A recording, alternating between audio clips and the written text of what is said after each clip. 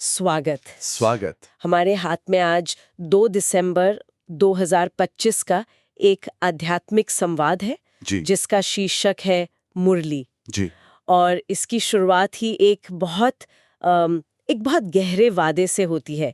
एक ऐसा वादा जो आत्माएं परम पिता से करती हैं। हाँ जब आप आएंगे तो हम वारी जाएंगे, मतलब जब आप आएंगे तो हम पूरी तरह सिर्फ आपके हो जाएंगे। बिल्कुल। आज हम इसी एक लाइन के पीछे छिपे पूरे दर्शन को समझने की कोशिश करेंगे। इस स्रोत में आत्मा, समय का चक्र और भक्ति से ज्ञान तक के सफर पर एक बहुत ही अलग नजरिया मिलता है। तो चलिए इसमें जरा गहराई से उतरते हैं। और ये नजरिया इसलिए अलग है क्योंकि ये संवाद इस बुनियाद पर खड़ा है कि वो परम सत्ता, जिसे यहाँ बाप कहा गया है, वो अब आ चुका है। हाँ, और वो आत्माओं को उनका ही पुराना मतलब भूला हुआ वादा याद दिला रहा है। तो ये कोई भविष्य की बात नहीं, बल्कि एक वर्तमान क्षण की बात है। इसका पूरा जोर इस बात पर है कि भक्ति मार्ग में जो हजारों तरफ ध्यान बटा हुआ है, उसे समेटकर सिर्फ एक पर टिकाना है। हाँ बिल्कुल, सिर्फ एक की याद पर कैसे टिकाया जाए। ठीक है, तो यहीं से शुरू करते हैं। इस संवाद की सबसे पहली और शायद सबसे जरूरी बात जो बार बार दोहराई गई है, वो है अपने को आत्मा समझ और बाप को याद करो। जी अब ये सुनने में तो बहुत सीधा साधा लगता है ना, जैसे कोई आसान सा मंत्र हो। बिल्कुल। लेकिन स्रोत खुद मानता है कि ये बच्चों के लिए यानी साधकों के लिए बहुत मुश्किल लगता है। बिल्कुल। और मुश्किल क्यों है, इस पर भी बात की गई है। मुश्किल इसलिए है क्योंकि ये हमारी सबसे गहरी आदत पर चोट करता है। कौन सी आदत? खुद को ये शरीर समझने की आदत है। मतलब मेरा नाम, मेरा प्रोफेशन, मेरा परिवार, मेरा दिखना, ये सब शरीर की पहचान है। ये ज्ञान कहता है कि इन सब पहचानों के पार जाओ और अपनी असली पहचान को समझो, जो कि एक आत्मा है। हाँ, जो कि एक आत्मा है। ये एक वैचारिक बदलाव है, कोई शारीरिक कसरत नहीं। और आत्मा की परिभाषा भी बहुत अनोखी दी है। स्रोत कहता है कि आत्मा एक सूक्ष्म बिंदी है, इतनी छोटी कि इन आंखों से उसे देखा ही नहीं जा सकता। ये बात दिमाग को थोड़ा चकरा देती है।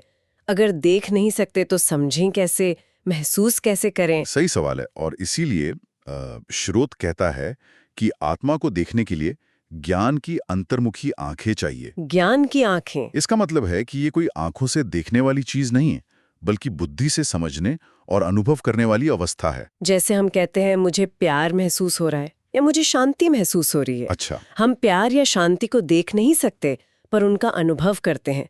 वैसे ही आत्मिक स्वरूप का अनुभव करना है। ये शरीर से डिटैच होने का अभ्यास है।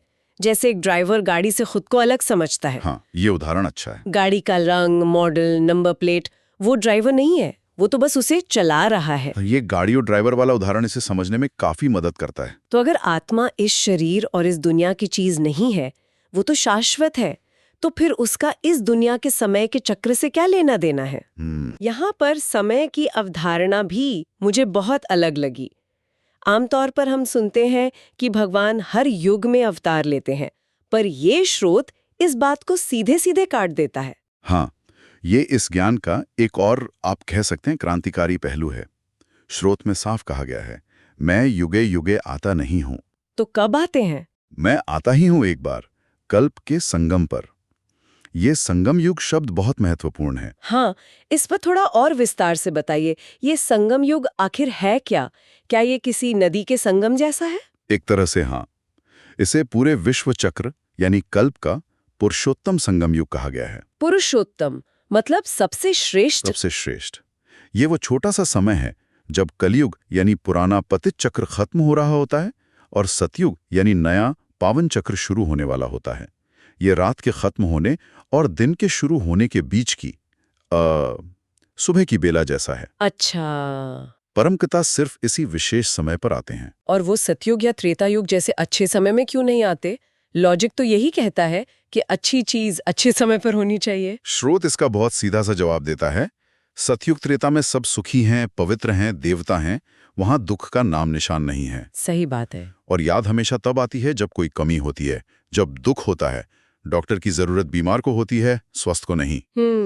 तो परमपिता, जिसे दुख हरता सुख करता कहा गया है, वो तब आते हैं जब दुनिया में दुख अपने चरम पर होता है और सुख की स्थापना करनी होती है। स्वर्णिम युगों में तो पहले से ही सुख है, वहां उन्हें कोई पुकारेगा ही नहीं। ये तो बहुत ही लॉजिकल बात है। मतलब उनका आना एक बहुत ही विशिष्ट उद्देश्य के लिए एक बहुत ही विशिष्ट समय पर होता है। बिल्कुल। लेकिन अगर वो आते हैं तो कैसे? उनका कोई शरीर तो है नहीं। यहीं पर कहानी में ब्रह्मा का पात्र आता है, जो बहुत ही रहस्यमयी और दिलचस्प है। बिल्कुल। और ये एक ऐसा बिंदु है जिसे समझने में अक्सर लोगों को मुश्किल होती है।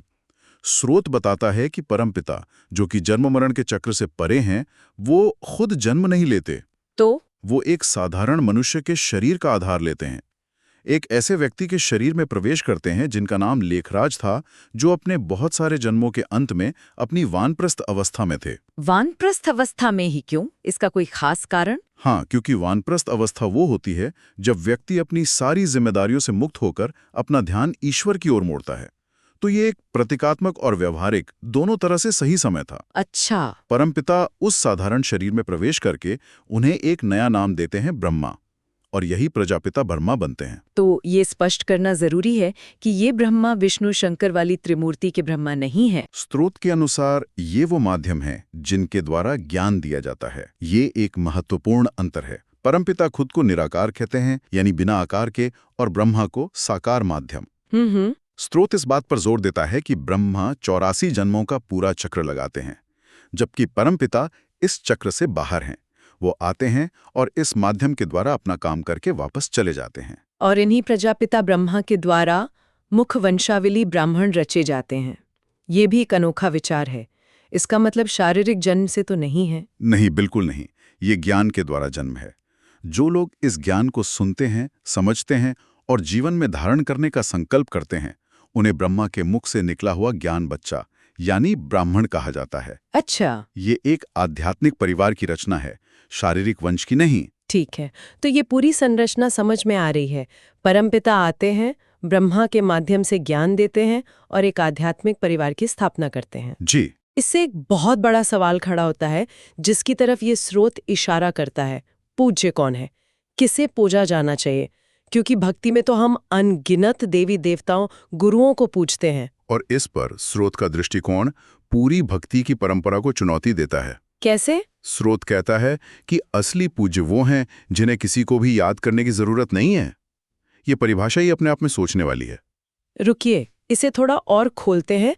इसका मतलब है कि जिसे भगवान को याद करने की जरूरत पड़ रही है, वो पूज्य नहीं है। हाँ। ये तो एकदम उल्टी बात लगती है। हम तो सोचते हैं कि जो सबसे ज्यादा पूजा करता है वो सबसे बड़ा भक्त है। सही कहा। लेकिन यहाँ तर्क ये है कि याद या पूजा की जरूरत तब पड़ती है जब आपके पास किसी चीज की कमी हो। अच्छा। आप शांति के लिए प्रार्थना करते हैं क्योंकि आपके पास शांति की कमी है। आप सुख मांगते हैं क्योंकि आप दुखी हैं। स्रोत कहता है कि सतयुग में जो देवी देवता होते हैं, वे किसी की पूजा नहीं करते। क्यों? क्योंकि वे संपूर्ण हैं। वे सुख, शांति, पवित्रता, हर गुण से भरपूर हैं।